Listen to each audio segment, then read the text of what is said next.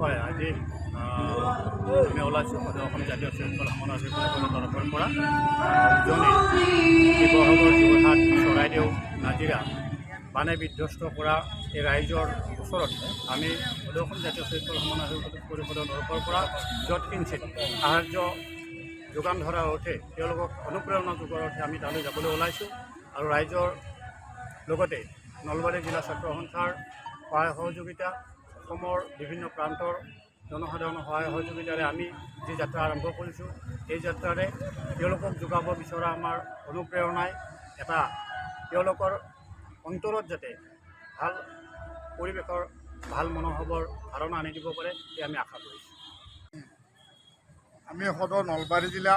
জাতীয় শ্বহীদ পৰিয়াল সমন্বয়ৰক্ষী পৰিষদ আৰু ছাত্ৰ সন্থাৰ লগত সহযোগ কৰি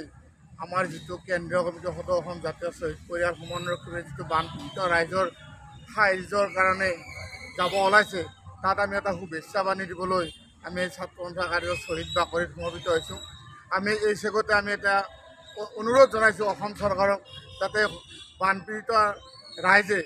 সম্পূৰ্ণ সহায় সহযোগিতা আৰু ক্ষতিপূৰণ পায় আৰু আমি সমূহ অসমবাসী ৰাইজক আমি আহ্বান জনাইছোঁ তেওঁলোকে যেনেধৰণে পাৰে সেই বানপীড়িত অঞ্চলক সহায় সহযোগিতা কৰি অসমখনক যাতে পুনৰ উজ্জীৱিত কৰে আৰু অসমৰ যিটো জয়গান যিটো আমাৰ শিৱসাগৰ ৰংঘৰ কাৰেংঘৰ যিটো ঐতিহ্য সেই ঐতিহ্য যাতে আমাৰ ৰাখিব পাৰোঁ আৰু যাতে দূৰ দূৰৰে বিদেশৰ পৰা অহা যাতে আমাৰ সেই পৰম্পৰাটো আমি ধৰি ৰাখিব পাৰোঁ তাৰ কাৰণে আমি অসম চৰকাৰক এটা অনুৰোধ কৰিছোঁ তাৰ এটা বিশেষ পেকেজ ঘোষণা কৰি সেই ৰাইজৰ বিভিন্ন সমস্যা সমাধান কৰাৰ লগতে যিটো আমাৰ ঐতিহ্য আমাৰ যিটো সম্পদ এই সম্পদখিনি যাতে আৰু নতুন ৰূপত ৰূপান্তৰ কৰে তাৰ কাৰণে আমি অসম চৰকাৰক বিনম্ৰভাৱে অনুৰোধ জনাই আজিৰ এই কাৰ্যসূচীত আমি জয়যাত্ৰা শুভকামনা কৰিলোঁ। জয় আই অসম। আমাৰ সদৌ অসম জাতীয় শ্বহীদ পৰিয়াল সমন্বয়ৰক্ষী পৰিষদৰ তৰফৰ পৰা আৰু নলবাৰী জিলা জাতীয় শ্বহীদ পৰিয়ালৰ সমন্বয়ৰক্ষী পৰিষদৰ তৰফৰ পৰা আমি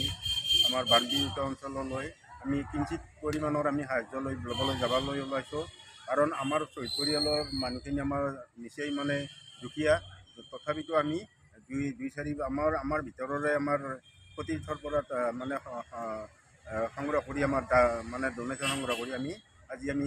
বানপীড়িত অঞ্চললৈ যাবলৈ ওলাইছোঁ। গতিকে এইখিনি তেখেতসকলক আমি বিতৰণ কৰি আহিব পাৰিলে আমাৰ এটা মংগল কামনা আৰু তেখেতলৈ অলপ উপকৃত হ'ব বুলি মই ধাৰণা কৰিলোঁ। এইখিনি যিকোনো খবৰৰ বাবে যোগাযোগ কৰক 9181 307 221 আমাৰ এই নম্বৰত।